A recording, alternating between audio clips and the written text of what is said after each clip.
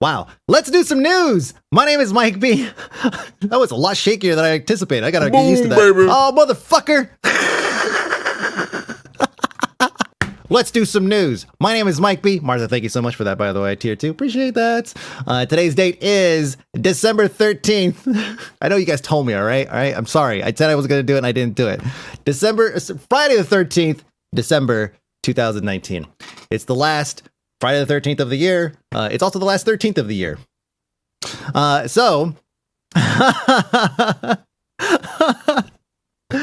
Just last night, we had the Game Awards. And we're not going to go through every single award in detail, but we are going to go through and just kind of peruse or just kind of browse the people that won and maybe talk a little bit about each one.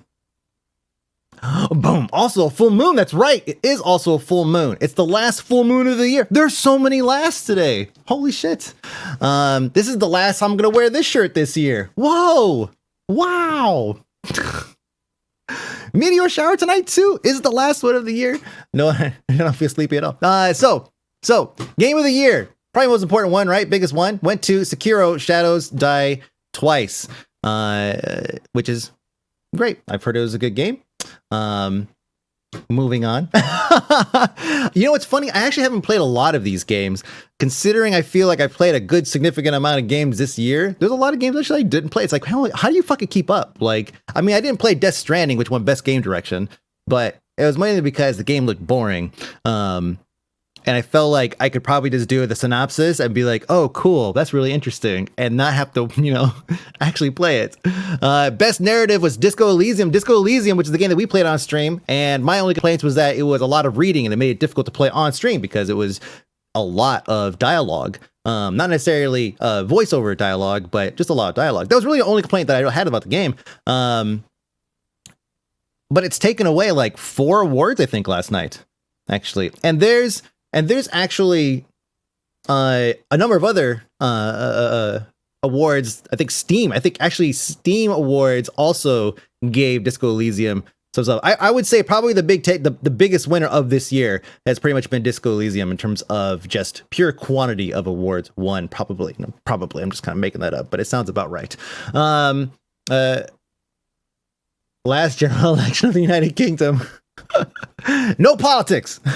None of that. You did it to yourself, just like we did. All right, best art direction goes to Control. Best score music, Death Stranding. I have not heard a single song from this, but it beat out Cadence of Hyrule, which was a little upsetting. Best audio design went to Call of Duty Modern Warfare. I have a friend who played Call of Duty Modern Warfare, and he says that from a technical perspective, graphically, it is like amazing. Now I don't believe it won any like best graphics awards or anything here, or anything noting the actual visuals or anything yet, but apparently it went for best audio. It's fantastic. Moving on, best performance for Mads Mikkelsen as Cliff in Death Stranding. Games for Impact, Gris. We played Gris. Gris was a very interesting narrative game, I guess. I don't know. Without giving anything away, it's kind of a story-driven platformer. It's pretty good. Fortnite beat out Destiny, Final Fantasy XIV, Apex Legends, and Rainbow Six Siege for best ongoing game. Last year, I believe Warframe won this. But Warframe can't go twice. So, but yeah, I'm not surprised. I'm sure that none of you guys are surprised at all that Fortnite won. Warframe is a beta though. It could double dip, right? I feel shooters shouldn't count for best ongoing unless they release actual different content or story. How about that WoW Classic for ongoing? Yeah, there you go. You're surprised. Yeah, you were surprised. I think you pulled my chain. But yeah, it's Fortnite. So Fortnite is inarguably one of the biggest games of the decade, aside from other notables like Minecraft and whatnot. So I guess it has to win something sometime. Best independent game also went to Disco Elysium over Baba Is You, Katana Zero, Outer Wilds, and Untitled Goose Game. I really seriously thought that Untitled Goose Game was going to take this away because it was just became this fucking huge meme of a game. Everything. Everything is about that. You really expect the Final Fantasy 14? I would say, yeah, there's definitely games here that I could easily, like, personally say they're better overall. I would say Apex Legends does not deserve it. Fortnite does not deserve it. Rainbow Six Siege, albeit a seemingly fantastic game, compared to, like, everybody I talk to says it's a fantastic game, also does not deserve this for the same reason that Freycore, you said that it needs to release actual different content story. So really, that would only leave us with Final Fantasy 14 and Destiny 2, both of them which have released major story expansions, or actually, yeah, just major story expansions and additions just in this past year. And so, yeah, it's. I mean, this award is designed to reward games that just continue to grow and continue to add content and make their players happy. But I guess just having Ray and a red stormtrooper skin is considered content and furthers the game's story or something.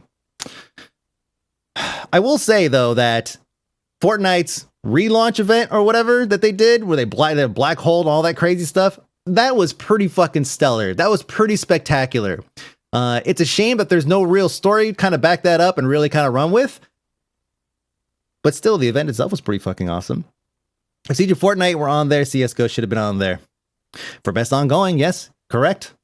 Does Fortnite have a story? I actually don't know. Best independent game, Disco Elysium. Call of Duty Mobile. Best community support, Destiny 2. This one was kind of weird. Because I don't know how they really quantify this. I don't know how they qualify a game for best community support. Is it just like the ones that have the best like Reddit presence or best social presence or what? Might have been community voted. It was part of the pre-show. Oh, thank you.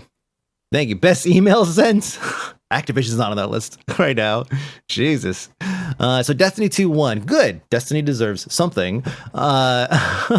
It did, but they flushed the story mode for the BR. Yeah, that's right. The save the world, the orcs must die style gameplay. Yep. Best VR AR game is Facebook's Beat Saber, which also just released a Green Day pack after Green Day played last night, which, let me tell you, as a boomer, as an elderlennial, or whatever the fuck, I don't know, whatever the fuck, as an old person who grew up with Green Day, I love Green Day. I will go back and I will listen to just any random Green Day album, like the first like 4, right? It was really weird. I didn't quite understand why they were playing at the Game Awards show. The Game Awards show is supposed to be a way to advance the games industry, right? It's to reflect on the year and then look forward to what's coming next. That's the whole point of an awards show, right? I felt like Green Day would be better suited for BlizzCon, but not for a show that's supposed to be like championing games that are held high by 14-year-olds like Fortnite. It just seems like a really weird booking for some reason. And when he was flicking off the camera, I thought, it was, see? Yeah, Jesus Christ. Second time I played, I didn't even sound like Green Day. Yeah, Game Awards should have had people like Maluka playing. The point of the show was commercials. Every awards show is pretty much going to be decked out with ads or commercials or whatever. In this industry for sure, and a few others as well. But I mean, even you think like a music awards, right? Music awards always has like people, performers and whatnot, and they're there to promote their own shit, of course. They had Muppets there, which I doubt many kids now know of nowadays. Yeah. Oh man, it's tough. It's tough because it's like, oh yeah, this is something this is cool, but I don't feel like for the advancement of basically to keep games cool for like younger kids, I don't really feel like Green Day and Beaker are going to be the ones to do it. It's on the Nick Cannon Eminem situation. I wrote you, but you didn't write back. Oh man, Nick Cannon, Jesus Christ. Best action game was Devil May Cry 5, winning over Metro Exodus, Gears 5, Call of Duty, Astral Chain, Apex Legends. Cool. Best RPG, Disco Elysium again. They keep on winning. They beat out Outer Worlds. Which, let me tell you this. I loved Outer Worlds. I absolutely love Outer Worlds. Outer Worlds is easily one of my favorite games this year. But I don't think it deserves to beat out Final Fantasy 14. Final Fantasy 14 should have definitely taken home Best RPG. That's it. I didn't even fucking play. I didn't play Final Fantasy 14 once this year. But just everything that I've read, and all of you guys who have played it, who I've known some of you guys now for like, you know, fucking 5 to 10 years in terms of like maybe just your username. I know what games you guys talk about and how you guys talk about those games. And let me tell you, Final Fantasy 14 definitely seems like this should have been the game that would win too many things and did not. Lots of nominees though. Oscar nominated so-and-so. Grammy nominated so-and-so. At least they have that. Although no one's going to say the Game Awards nominated game. No, they're not going to say that. Not sure if Monster Hunter could be classified as an RPG. I think technically, very technically, best fighting game goes to Smash. That is actually not a surprise at all, I think. Final Fantasy 14 gets shafted because it's not entirely westernized like a lot of other games and requires larger time investment. Final Fantasy 14, unfortunately, I think, was not included in anything other than ongoing games because its tech didn't launch this year. Oh, man. I don't think MMOs do well with the judge jury pool. Yeah, no, I think you guys are all bringing up very good points. I mean, let's go back. Let's take a look at that real quick again. Best RPG goes to Disco Elysium. Final Fantasy 14, Kingdom Hearts 3. I mean, I'm surprised Kingdom Hearts 3. I mean, I felt like everybody was on that game's nuts. Yeah.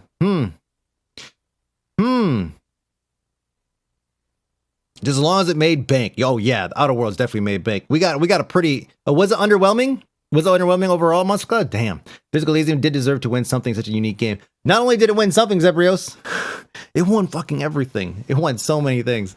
Best family game goes to Luigi's Mansion. This was basically the Nintendo category. If you take a look here, we have Ring Fit Adventure on the Nintendo. Super Mario Maker 2, obviously on the Nintendo. Super Smash Bros. Ultimate, Nintendo. Yoshi's Crafted World, Nintendo.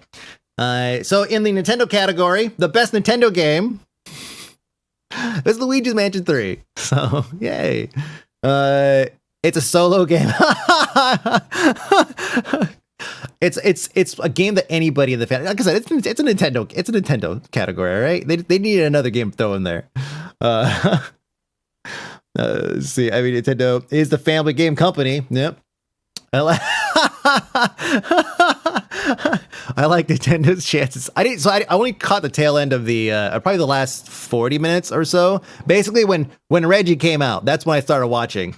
I turned it on. I went and walked on it. I came back real quick and I ran upstairs. I disappeared upstairs. I popped it open and I just see Reggie walk out with sunglasses on. And I was like, oh man, I'm so mad I missed so much of this thing.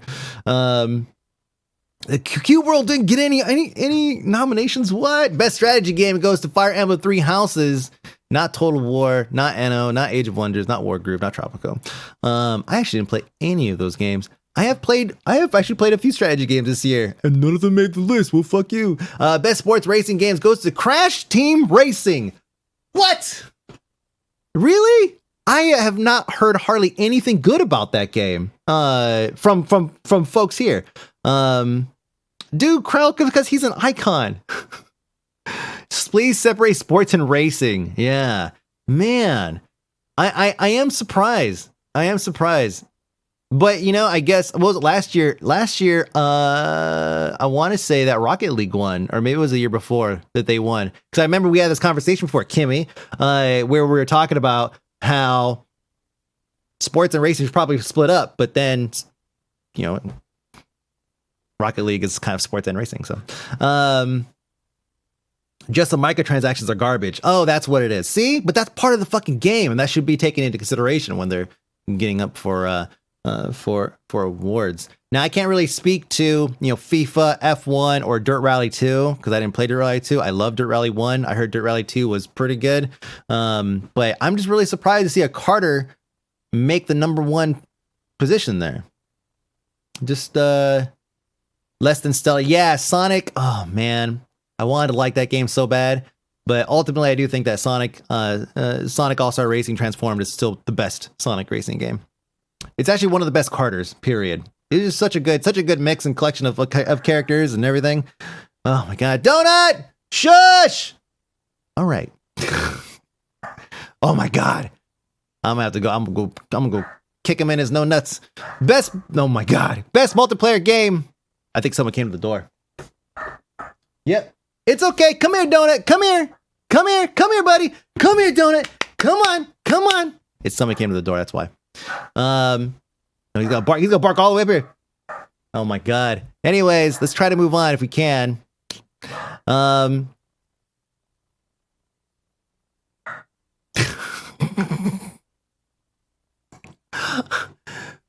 Okay, now he's done. Best multiplayer game goes to Apex Legends, not Tetris 99, Call of Duty, Borderlands, or The Division 2. I would agree with that. I don't know how people feel about Tetris 99. Yeah, I heard it's a lot of fun. You guys say it's a lot of fun. But Apex Legends, man, Apex Legends was somehow a breath of fresh air. Even though ultimately it's kind of ended up being, just another battle royale. It still was good. And it was a lot of fun for a good period. I think the biggest problem that they had was, I think it's universally accepted that they just didn't put out content fast enough. Like they didn't have a good turnaround on content. Like Fortnite continued putting out like new shit all the time. And also the first season rewards were lackluster. And that was kind of the biggest things. That was like my biggest issue with the game. And I think that a lot of people thought roughly the same thing. Aside from perhaps other issues too. Still the best feeling BR. Yeah, I mean, if I'm gonna have to play a battle royale, I would play. That's what I would play for sure. Best action adventure game goes to Sekiro: Shadows Die Twice. Fresh indie game presented by Subway. Disco Elysium beat out a ton of games, including Untitled Goose Game. I'm really surprised about that. Content Creator of the Year goes to Shroud. We didn't have Dr. Disrespect on here, huh? Does somebody own the word fresh officially? Well, it is when they announced it, it said like the fresh indie game of the year brought to you by Subway, because yeah, that's their thing. Trader of the How does Shroud win that? I don't know what the qualifications are for winning Creator of the Year. Except maybe that you didn't win it last year. So Ninja's not on this list. I don't know exactly how they qualify that. I don't know. There's a lot of content creators across so many platforms. In the game in the game space. Mixer, Twitch, I guess Facebook, Caffeine, YouTube. There's so many that I don't know how they figure out who's going to be the best. I mean, I would say if we're going to drop all these dudes in a battle royale, yeah, sure. You know what? He's going to be the best. but otherwise, I don't really know. I don't know how they quantify this. Popularity contest, maybe. I don't know. I should have won. I wasn't even nominated. These things are a joke. Get out of my face. Best esports game. Person that got the biggest contract. Oh, there you go. I don't understand how they could be up there, but the offline TV folks aren't. They put out way more quality content. I think it's also just a matter of like how many eyeballs get on it. What are people talking about like across the board? I mean, and Shroud is just. I would say Shroud is deserving of it. I don't know the other candidates, right, that are up there, but if I were to compare them to the ones I do know, right, I would say that Shroud is probably universally the most liked popular creator. If you look at, usually when somebody gets to a certain level of fame, they become hated, right? They become, their life gets picked apart. Everything they say gets torn to shreds, and they can't do anything right. Has not happened to Shroud. And I think for good reason. I think, what the fuck are you going to say about Shroud? He's an easygoing guy. He kind of rolls with it, and he's just really fucking good at whatever he plays. So yeah, you know what? I don't know everybody else. I don't know Ewok. I know Lupo, Courage, or Gref G. But yeah, I would say that Shroud is definitely Mr. Nice Guy. What did they say something about his Scout team? That does say something about Microsoft Scout team. All my TV is, but we'll talk a little bit more about Microsoft's choices and partners here in a minute. Best, what is this? Esports game, League of Legends. StarCraft's not even noted. Best esports player goes to Booga. No StarCraft people. But we did get we could get Faker on there. Faker. God, it's always so close. Always so close. Best esports team goes G2 Esports over everybody else. Best esports event goes to League of Legends. Best esports coach goes to Zonic for CSGO. And the best esports host goes to Siox. I actually don't know how to pronounce that. She's a German caster, I believe. Thank you, Sebrios. Sounds like shucks. Thank you. Like, I don't know how to say that. Just write the name out. It doesn't help me any. So yes, that is the video game awards. Overall, I feel like from what I caught at the awards ceremony, and I also had a Twitter feed up with all the videos for all the announcements and everything, and I was kind of flipping through them. It looked to me that this was actually the best game awards show in terms of like lack of really cringy or weird decisions. You know, like we didn't have like a Mountain Dew and Doritos moment. You know, sure, the fresh indie game of the year from Subway, but that's nothing, right? I feel like we're starting to kind of hit a groove in terms of like making something that can represent games that doesn't feel like an end-to-end just cringe fest. So I'm glad. Sure, there was some fake clapping through some of the ceremony there. I don't know. Did you guys see that? Did you guys see the fake clapping? See, fake clapping. Okay, wow. Fake clapping. When your fingers are just like a little off, and you start typing like really weird shit. Let's see, Fortnite. Yeah, here you go. So Fortnite won an award, and way fewer people in the crowd were clapping than what you hear. And so there's a little commentary here from the guys who are co-streaming this. But I will say though that I did not go back to check other awards that were given out to see if the same thing had happened. It just so happened that that Fortnite was the one that was called out on this. Well, not them called out because they won an award, but you know. Amazing. So if you look here, like nobody's clapping, right? Like this right in the front, but in the back. They have to win something. There's nobody clapping. If you're clapping. Holy shit, Max is right. What? Yeah, it's like there really is like nobody clapping, and then the rest is just them talking or whatever. But it is pretty impressive that you know that it had to happen on Fortnite. It had to happen on Fortnite. What is it? His hair looked like it was put through a helmet and then got gel applied. You know, let me tell you, as somebody with pretty high peaks, I feel it, man. I feel it. I really do. Thankfully, my hair isn't quite as thin on top. But yeah, man, if it ever gets to the point, yeah, I might have to do that. So, I saw one guy clapping on the edge. Oh shit! just doing that super fast clap, making up for everybody. At some point, people just need to accept it.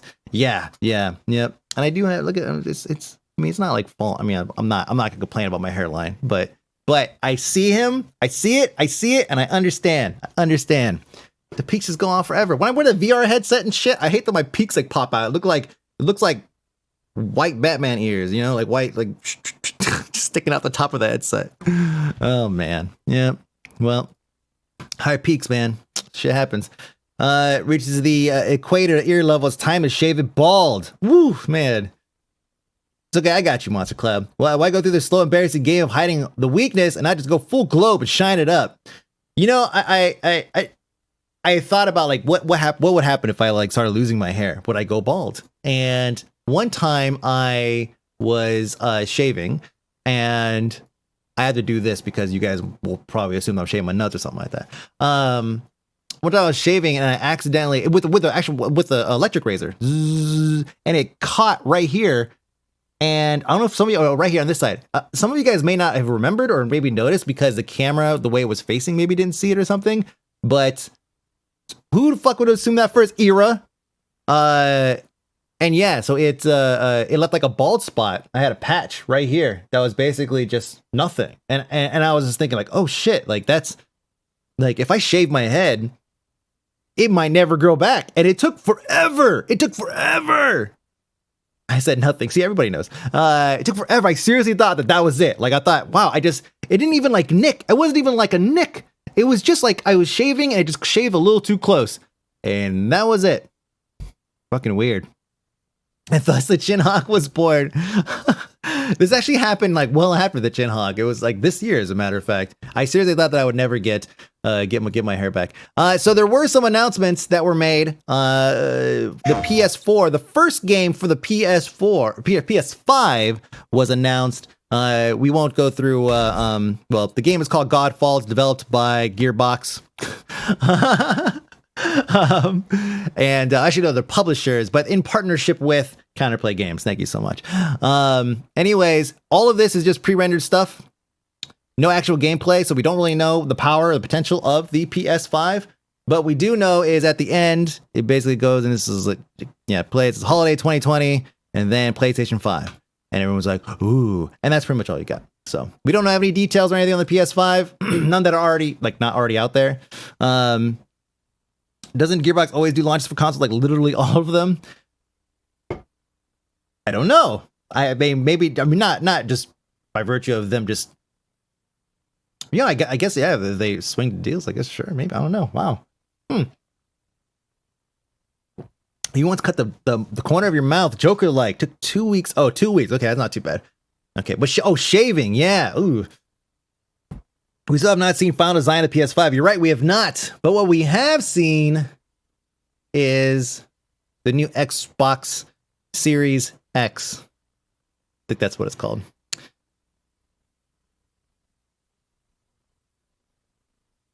Okay, so this is not it. But it looks just like this. Linksys has been hinting to us that this design is coming with their mesh system.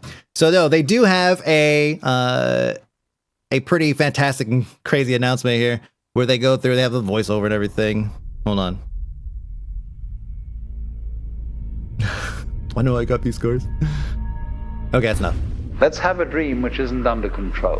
It sounds a lot like here. Just think and then you would get Apple's 1984 ad. And you would make further and further out gambles as to what you would dream. All right, that's all you need. So here's what we know is that it looks like this. This is what we know.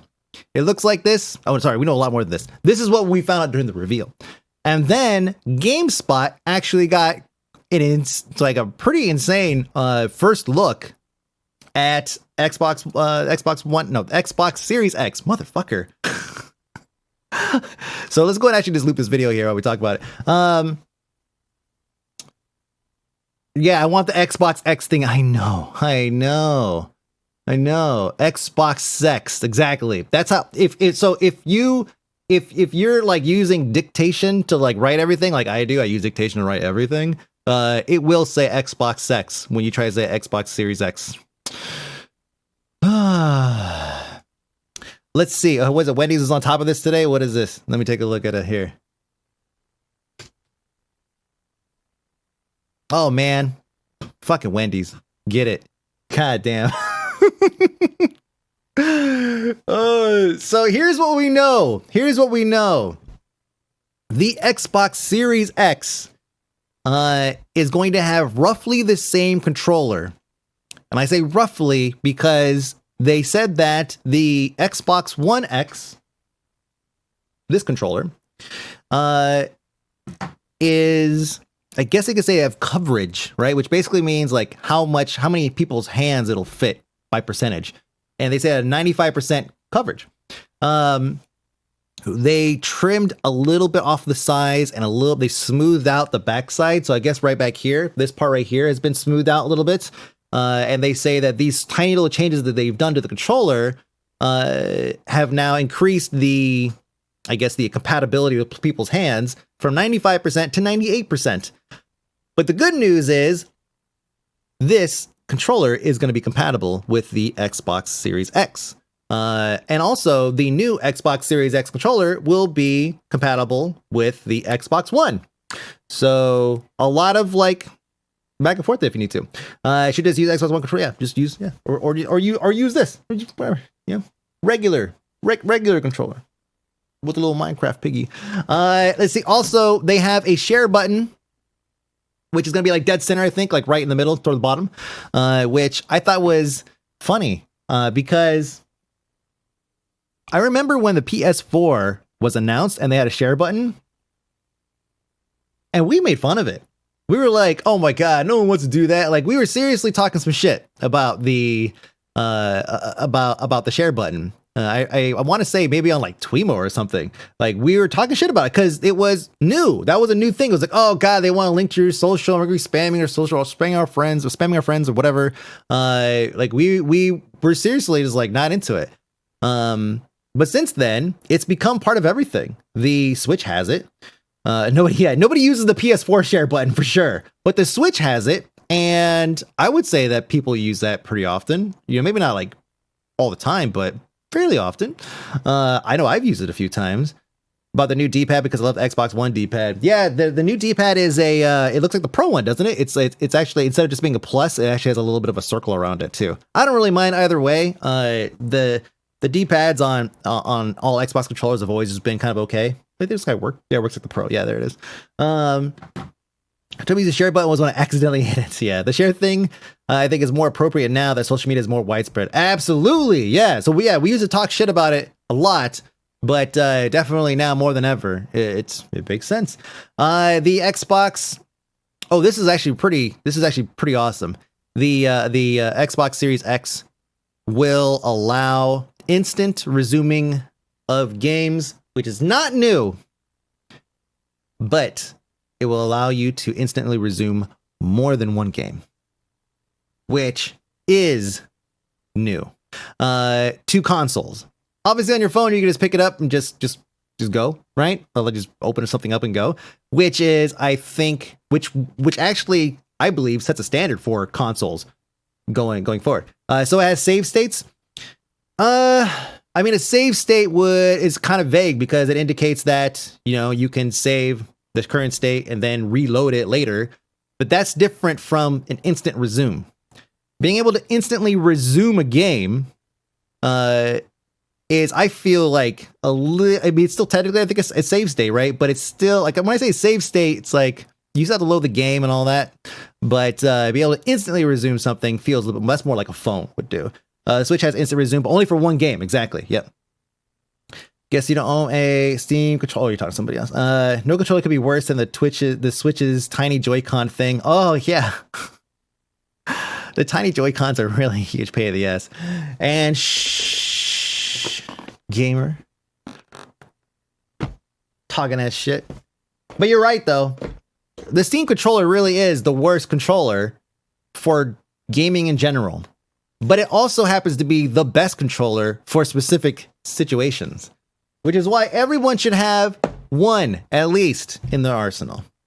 Save state also implies that you can go back to it if you fuck up. Right? Yeah. So I do think that looking at the way that phones work, and a lot of Xbox needs or Microsoft or Xbox needs to cater to kids. They need to get them off phones and into their into an actual console. God, I remember having this conversation like 5 years ago because Declan was like super into playing games on the phone, and I was just like, this kid is never gonna play like an actual game. Like he's never gonna play a PC game. He's never gonna play a console game. And I was wrong about that. He is playing console games, but still though he's more inclined to play shit on a touchscreen. So whatever the experience is for kids that are growing up with touchscreens, which is being able to instantly resume multiple applications and very easily swap between them if needed to, these are the type of features that need to be available in consoles in order for them to be appealing to a kid. The same way that when we look at, I mean, just in terms of like the evolution of games, in terms of like just typical game features, the same way that save states work, right? Like different ways of saving. Before you'd have to like complete a level. Then there's like checkpoints, and then there was like instant save. All these things matter, right? Because we got to the point now where if a game doesn't have the ability to instantly save your current position, like a quick save, then it's kind of laughed at. Kind of like Boneworks. They're struggling right now because they say in January is gonna be the earliest to be able to get out this save system that they've developed. But yeah, it's gonna it's gonna be January, so everyone's gonna be either done with the game or whatever. Kids can't just work and save up your lawnmower money and buy games now. $112 for a Steam controller. Shit, did it really go up? Oh my god, I might sell it. It's just too expensive to buy new consoles. Oh man, I would say the Xbox SX, I think, is probably not going to be as successful for the younger demographic because of, and when I say younger demographic, I mean, by the time this thing comes out, it's like the kids that are like, 10 or 11 now, they're going to be like 13 or 14. They're going to be the ones asking for these things, but these 11-year-olds, 10-year-olds, they're playing phone games constantly. And so I feel like if Microsoft doesn't have a solution to allowing kids to play Xbox games on their phones, same way that Steam Link does, with being able to play any Steam game to your phone, then I fear that they're going to have a bit of a problem with this game long term. Now, it's got enough power in it, and it is basically a PC in a weird shoebox tower. So it is entirely possible that they can just add this functionality in later. If you look at initial buy-in for consoles now, you're looking at around $1,000 USD. Kids can't afford that. Almost middle class parents can't afford it. Wow, $1,000. What kind of console is this? What is it? What are we missing here? Just wait until they're on Black Friday 3 years. Huh. PlayStation 1 was $299. Yeah, consoles have always been like $300, give or take. This is I mean, we bought Declan a Switch Classic. I think it was $200 or something, $250 or something like that. I can't see it. I mean, I can't see us doing 1,000. I guess it depends on where you live. So let's move on. What time is it? Let's move on. Oh wait, just last note on the Xbox One X, or sorry, the Xbox Series X. See, is that they're gonna have more at E3 2020. And they actually say they have a lot of shit to show us at E3 2020. So we'll probably watch that. We're gonna watch that. Next year, sometime next year. Speaking of Microsoft, and somebody said earlier, Microsoft's scout team. This is just kind of happened to fit here. Microsoft cancels streamers partnership after sex offender tweet. Did you guys see this? It's such a throwaway, but I just wanted to mention it because sometimes you just do some dumb shit and we really have to pay for it. This guy took a picture of himself. I guess he shaved his mustache or something like that. Put on his sunglasses, and he said, here, I actually have the tweet right here. He said, "Come watch a registered sex offender play Fortnite with 10-year-olds." This is such a it's such a stupid thing. It's like something that maybe he would have joked about with like his buddy or something. He's all like, yeah, I could see it. It's like, you put all this shit on, and it's like, you look like a sex offender. He's like, yeah, I'm about to go play Fortnite. Ha ha ha ha. I mean, like, and even then it's super cringy. But to put it on the fucking internet where it's permanent, why you do this? So this guy ended up losing his partnership status with Microsoft, with Mixer. And he came back out. He had an apology. It sucks too because his name actually has Mixer in it. Mixer Harrison Jr.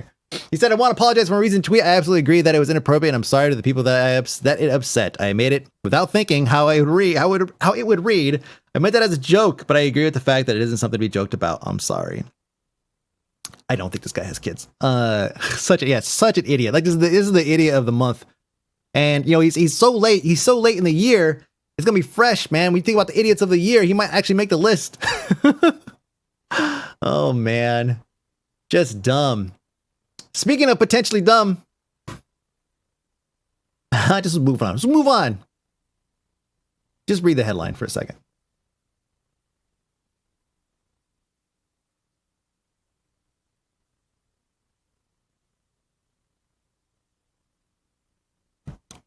Yeah.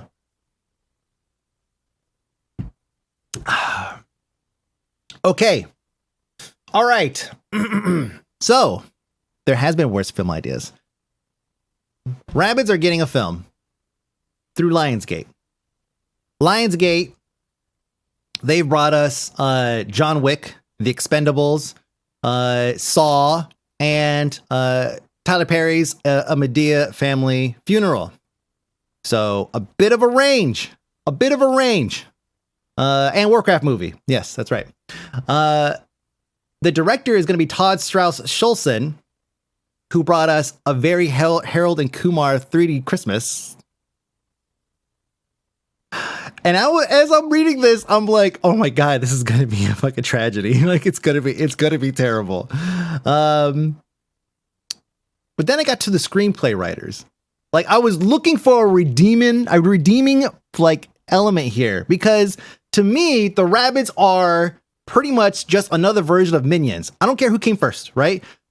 All that matters is which one hit the movies first. And the Minions already hit it, and I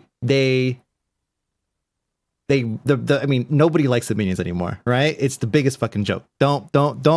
Minion memes are just like such boom material. It's ridiculous. And so the Rabbids getting their own film just kind of feels like it's going to be just kind of like another Minions. But the screenplay was written by Matt Senreich, Tom Shepard, and Zeb Wells of Robot Chicken fame. So that gives me some hope, because the Robot Chicken crew have had plenty of hits, and they have plenty of reason they're plenty deserving of our respect as comedic writers. So if the writers, because here's what happens. So right now they are still looking at the director in terms of like, they're still talking, right? Once the director gets picked up and everything is solidified, they're going to look at the screenplay. The screenplay right now is basically just like a written pilot. It is entirely possible that they might get that in. They'll be like, you know what? We're making so many changes. We might as well just start from scratch and just build something new. And then those writers could be out. So just remember those names: Matt, Tom, Zeb. Okay, those are your Robot Chicken writers that worked on the screenplay. If they're in the if they're actually tasked for production, then this could actually be totally fine. This is not like, this is sort of like Internet Explorer levels of late to the party. You hope for some dick jokes? I think it's gonna be it might be a kid friendly movie, dude. I don't know. My Little Pony Apocalypse Pony Punishment Right for Your Sins. Yep. So yeah, they're getting a film, and there's no date because nothing has started. It's just talks. They know it's gonna happen. They've actually secured the rights for the film, right? They just still trying to narrow down who's gonna actually make the film itself. Kid friendly with the writers from Robot Chicken. We could hope that it is basically a Robot Chicken take on Rabbids, which would be hilarious. But it is slated to be a live action mix, so kind of like the Pokemon movie, kind of like Sonic the Hedgehog. So it's supposed to be like that. So there's so many people scrabbling for the rights to make this movie. Dude, there probably is. There's probably at least a few people out there, a few companies out there just trying to get their hands on some of these IPs in order to make movies out of them.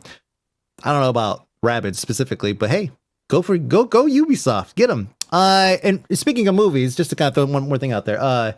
So John Wick 4 and the Matrix sequel, Matrix 4, both have release dates. May 21st, 2021 for both of them. I know some of you guys knew that already, but yeah. So on May 21st, 2021, plan on having a Keanu Day. Both. Yes. May 21st, 2021 is officially Keanu Reeves Day.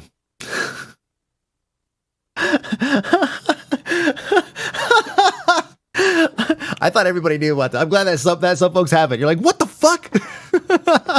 I think it's great. I think it's awesome. I can't wait. Bill and Ted 3 was released August 3rd, 21st, 2020. That's right. Yeah, Bill and Ted 3 coming out next year. Oh man, Keanu's gonna have a great 18 months. But May 1st is my birthday. It's okay. It's just right after your birthday. It's gonna be a good day. Cyberpunk is also near there. Man, Keanu Reeves is everywhere. I did see the Ghostbusters Afterlife trailer. I thought it looked pretty good. Pretty good. I don't think that they could ever go back to try to rekindle that formula that they had with the initial group. They have to move on and try something else. Let's see. Make it a Keanu week. Yeah, you know what? Just make it a Keanu week, please. Please. Next up, this is something that we all saw coming. So remember back in 2014 when Facebook acquired Oculus for $2 billion. And then later they ended up losing a shitload of money because of NDAs and IP theft and all this stuff. So they had to like spend an additional like almost $500 million between everybody that was nailed for this. But for Facebook, that's kind of chump change, like whatever. But Facebook, we knew that with their purchase of Oculus, we would eventually see some Facebook influence. And initially the way it worked was Oculus Rift has its own network, right? Of friends, kind of like a Steam platform, right? They have their own like platform, games, friends, all that stuff. And if you wanted to, you could link your Facebook account, much in the same way that you could link your Facebook account to everything else that you do on the internet. You can do it. You could do the same thing with your Oculus Rift, with your VR headset. Okay, weird, sure. I don't really think about hooking my social media directly to my VR headset sitting over there, but okay.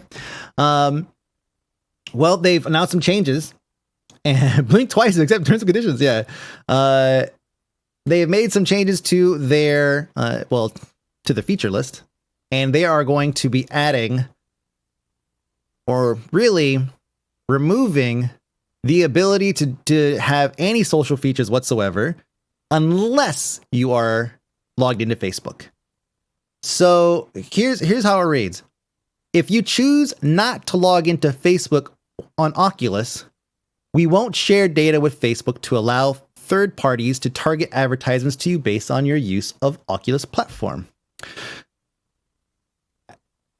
Which sounds like, personally, I do like targeted ads, but I don't really see them having a place in VR yet. I could see in the future, maybe we're in there and you're walking around a virtual space, you get targeted ads.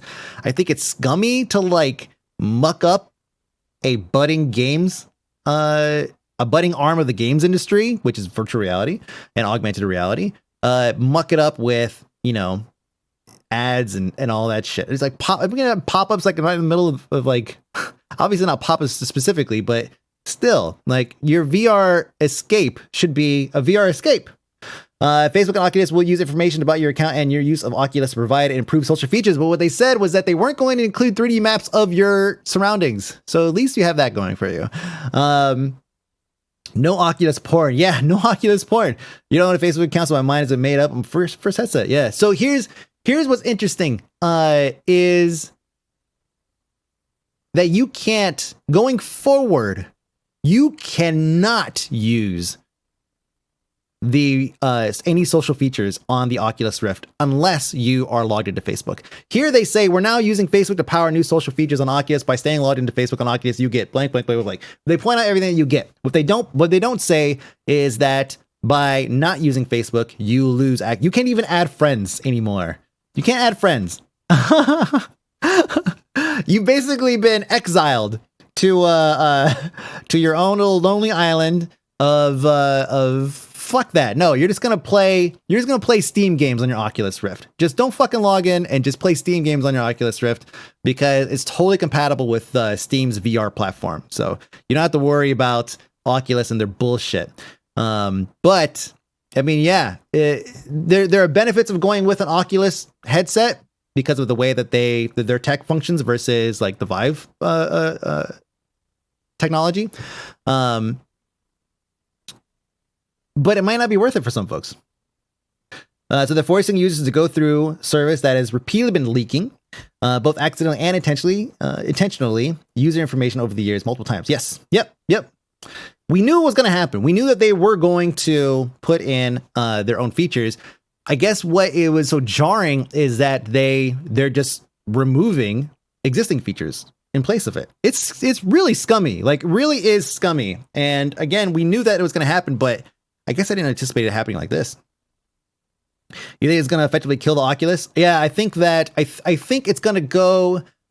I think the Oculus Rift is going to not be marketed so much to enthusiasts. They're going to probably just drop enthusiasts, like gaming enthusiasts like us, and they're going to be targeting like our parents. What was that? Remember those commercials for that like Facebook moving LCD screen that did like FaceTime kind of stuff where you could like video teleconference your family and whatnot? Remember those ads were everywhere, like around Super Bowl and the holidays last year. It was fucking everywhere. It's like $300 for this fucking moving monitor. I think those are the people that they're going to be marketing the Oculus stuff to. Yeah, so you can have Grandpa in VR. Yeah, all their competitors have to do is say, we have VR, but we don't have to make... Yeah, exactly. So that's the thing. We're aware of that stuff, but Grandpa's not. Grandpa might be like, whoa, this is so cool. Your auntie might not. You know what I'm saying? Like, there's plenty of folks who are still removed from, from this type of news that they're not going to recognize that, this particular VR platform is going to be just like using Facebook, essentially. Google and support for Glass Explorer Edition. Aw, well, we won't mention that, but we'll just go ahead and give that a nod for that link. Google Glass. There's so many like fake Google Glass things out there now. I don't know how Google Glass. I actually remember I did see a guy who actually had a functioning like a real Google Glass first edition or whatever you call it. We were at a party once and you could tell there was something. He had something on his head, for sure. And it was strange. And he said that there was one situation where he's at a bar and somebody made a comment about him recording other people. And he said it kind of made him feel uncomfortable because the person was not saying it in kind of a joking way. He was saying kind of like, how are you recording right now? Like that. And that was the biggest problem that I think a lot of people had, was that they felt like they were being recorded all the time because these things are up, which is super fucking dumb because everyone's got their fucking cell phones out and everyone's always recording something. So yes, they're probably recording. What's the appeal of having Facebook attached to your VR? Like, discover that your uncle is a serious racist in VR. Yeah. Oh man, just imagine all of the fake ass news that you could just put yourself through in virtual reality. Oh my god. The Snapchat glasses sell like hotcakes. Yeah. Well, I mean, they didn't really sell like hotcakes, but I do have a set. And I did like them a lot. I really did like them. 1080p, ish. Pretty good. And if they're not recording, they're still Google Glass. Yeah, it was it's funny. Google Glass. It was one of those things that whoever owns it had to tell you about it. It's ridiculous. Moving on.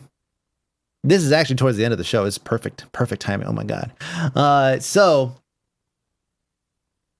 Outer Worlds. I said we'd mention this. We talked about this later, right? Yeah. Outer Worlds had a very, very interesting bug that they had to go and troubleshoot. Now, I know that we all know that developers don't really put the same amount of time as they used to put, and I say used to, like maybe 20 years ago now, into Q&A. And so games have also gotten a lot more complex over time. There's a lot more moving parts. There's a lot more functions that could go wrong. There's just a lot of shit that could happen.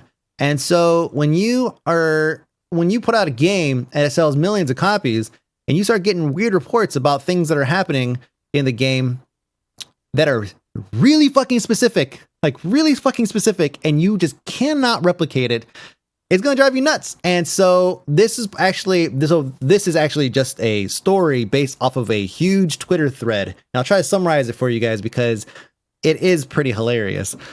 So what was happening was in single player, and the whole game is single player. So the Outer Worlds, for those of you guys who don't know, it's kind of like Mass Effect, right? Single player, RPG, companions, all that good stuff. Quests and side missions and all that shit, okay? Your companions have their own side missions. Now, if your companion dies, then you lose, like you basically cannot complete that side mission. It actually fails that side mission. And so, but the thing is, your companions can only die, like permanently die, in the hardest difficulty mode, supernova mode.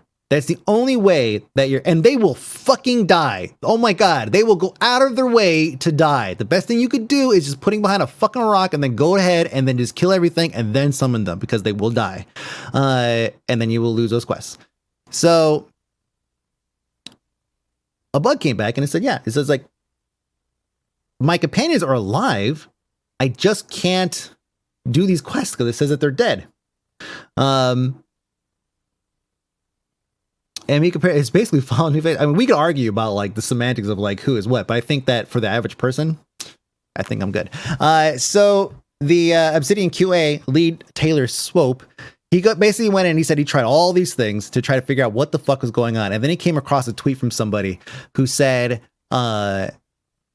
that they were experiencing an issue where a companion will just continue doing whatever it is that they're doing when you enter into a dialogue with another companion. So if you're talking to somebody and somebody else is doing something, then they will continue to do that thing. And it creates a really odd kind of backdrop. It was just kind of like, oh, this is kind of a weird thing for them to do, but whatever, weird bugs exist in games. And so it says, so if someone started climbing a ladder and the player entered, and the player entered the conversation before they stopped, they wouldn't be able to exit the ladder. Something on your mind?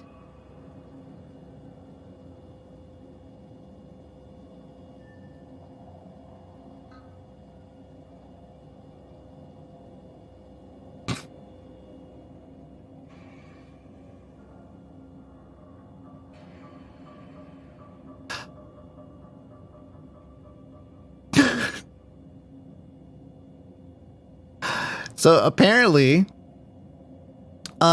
this is the bug. Is that if a companion gets to a ladder and starts to climb the ladder, and then you start a dialogue, you will, quest failed right there. Don't bite the sun. You will fail that quest. And it's gotta be just the most, like, how do you even, you just get lucky that you actually stumbled across this. Like the fact that Taylor figured this out, I mean, that's a huge thing. This is such a huge bug. And this it's such a specific bug. And so if you want to go back and read the write-up here, it's just so funny. He even says it's perplexing because companions can't die. And he says he got 2 cases of it and he couldn't figure it out. And there it was, just right off into space, right behind the character. And that was pretty much it. So, man, yeah, it's from the developer. This is from the developer. This Taylor Swope is the QA lead for Obsidian, working on Outer Worlds. So, yep. Yeah, he says he only figured it out because a player report mentioned something specific. Yes, the specific thing that he mentioned was that, I think I had it here somewhere, but that when companions are doing something in the background, they'll continue to do it, and that was a weird thing, and so he was able to figure out that there was a ladder, I guess. Which is why, yeah, be detailed in bug reports. The show player reports are useful. Exactly. Yeah. In this one, the tweet, which is not actually in this thread, it must have been in another thread somewhere, but the actual tweet that he mentions where he says that somebody mentioned it to him was just like, it was just a random tweet. It was just kind of like, haha, this thing happened and it's crazy. And that was it.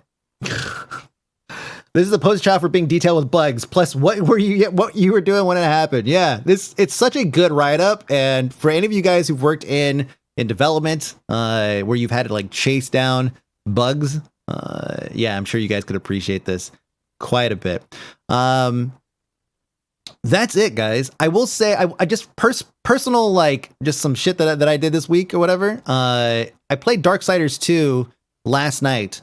Now it kind of plays like Diablo if you would play that, or like any other like ARPG top down. It was a lot of fun, but I don't want to talk about the game. I want to talk about the fact that I played the game and I didn't have to own it. Have you guys used the Steam couch co-op feature yet? We had talked about using it for what's it called? For Subnight, for certain games that don't support online co-op. But this game, I believe this game does support co-op, like online co-op. But you'd have to own the game if you do online co-op. So I didn't feel like buying the game. It's only $30, but I didn't feel like buying the game. So my friend was like, "Hey, I'll just send you. We'll just try out the Steam couch co-op thing," and we did, and we played split screen, and it worked. Yeah, it worked really well. I did not expect it to work this well, which is silly because I've used Steam Link for so long and it's worked so well for so many years. I guess it should just make sense that it does. But I really didn't think that outside of the network, like outside of my local network, that I would get such good response for everything that I was doing. But yeah, friends to play Divinity 2. Yeah, I mean, just think about how local is your friend? Connection fairly local. He is in LA. I am in San Francisco. So 400 miles, something like that. I haven't played with anybody. I mean, it's my first time playing, but I just wanted to bring it up because I was so amazed by how well it worked, and so was he. We were both talking through Steam, through Steam's voice service, which I've never used either, and we were just like, this is like really working well, because then we switched and we played Grip, which is a racing game, a very fast paced action racing game, and it also worked very well there. So yeah, Steam Voice, yeah, it was pretty good. So yeah, any game that does not have online co-op, or it doesn't have to not, and this is the biggest thing, it doesn't have to not have online co-op. If you just want to play with somebody who doesn't own the game and you want them to be like your second player or whatever, that's when you use this. Think of any game that supports 2-player. It doesn't have to be online. If it does, great, but you're not using that because they might not own the game. They might not own the game. This is where that would come in handy. So yeah, I'm pretty impressed. I'm very impressed with the performance of Couch Co-op from Steam. And I'm glad I got a chance to test it out with them. And it was actually, it's funny. It was also really weird and surreal because it was a little pop up, in our chat window. It just popped up and it said, "Click here to join the game with friend."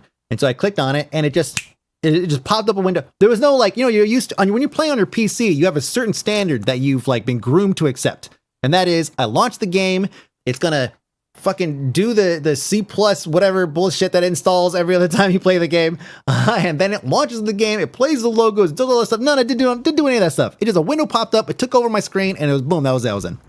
That was absolutely it. I did have one instance. Yeah, I got one instance where I had a lag spike.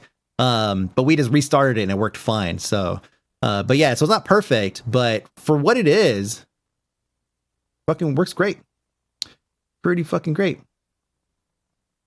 But yeah, he was broadcasting me. He has a ultra wide, just like I do.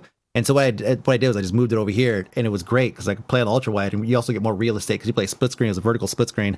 And so we were able to both play, and I had a nice little square, just a little square. It was like playing an Instagram video of it. It's perfect. Steam's free version of oh yeah, but Steam Link has always existed. They've been improving it over time, and now Steam Link will work on your phone, off your network. You don't have to be local anymore. And that worked really well. I was really surprised at how well that worked. Even considering where I live, I don't have great signal. So I tried it and it still worked pretty good. And so, yeah, no, it's just, I understand there's plenty of there's Stadia, there used to be OnLive, there's xCloud that's coming out. There's lots of video streaming services, which I think we'll call them, that, work well. but I want to be able to access my own. I have 1,000 fucking games. I want to be able to just play my own games, and Steam Link is really what's it's delivering. One thing that I did not test and I want to test with him is, can I Steam Link down to my Apple TV and play downstairs with his feed? That's something I want to test. I don't know how we would do that because the UI wouldn't support it necessarily. You might have to rig it. But if I can sit downstairs on the couch and play actual couch co-op with a friend of mine on Steam, I think that would be pretty amazing. So, what is cloud gaming? What is this 4chan? I felt like Steam could make a push and absorb Twitch's functionality and create a super platform. Imagine being able to watch a streamer, have a button right below that lets you buy/download, instantly play with that person. Yeah, I mean, in some cases that sounds great. Steam, Twitch already has some basic functionality there where they allow you to buy the game, below, and the streamer will get a cut. I don't know where they put that cut, but apparently it'll happen. But Steam already has the infrastructure, for the game support itself internally, and it's already such a widely used platform. They could do it. They could. Has way too much on his mind. Don't give him ideas. To avoid confusion, the Steam Link is the hardware they release. The software is called Steam Remote Play. Previously called... You're saying the software feature is called... Hold on. Is that true? Is that true? Because I swear it says Steam Link in my phone. Hold on. Let me see. Steam. Yeah, it's called Steam Link. Yeah, it's Steam Link on the phone. But yeah, there is Steam Link hardware. There's Steam Link hardware, but yeah, the app is still called Steam Link because it links to your Steam.